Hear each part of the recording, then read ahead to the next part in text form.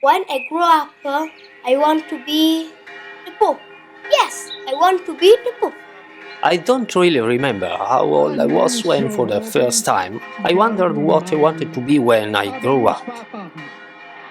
Maybe 6 or 7, something like that. Anyway, that would be my future. I would be good to everybody, both good and bad people. Yeah, because at that age, bad guys are not that bad after all. A few years later, I decided that being the Pope would be too demanding, and you never had fun. Then, I chose to be an astronaut. Yes, being an astronaut was a good job.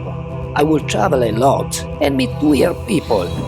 The moon and the UFOs, the round ones. Mars and the Martians, the green ones. I would save the world from Godzilla and Mazinga.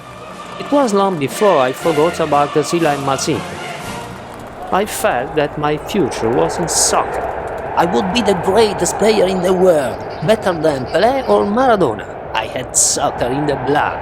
I sensed it. In a few years, I would be bought by a big team, and then, at 15, I would debut in a national league scoring 3 goals. At more or less 18, no team had bought me yet. So much the worse for them. Sport had lost a star. I then decided that a career in the pop-rock music business would be ideal to express myself. Obviously, I would be the best musician ever, a mixture of Mozart, Led Zeppelin, Bach, Pink Floyd, Verdi, Genesis, Beethoven and many more. I would play all types of instruments and compose the best music ever heard by a human being. When listening, the whole humankind would improve. I would make lots of money and have beautiful women. Not bad at life. Moreover, I could start whenever I wished, even a few years later.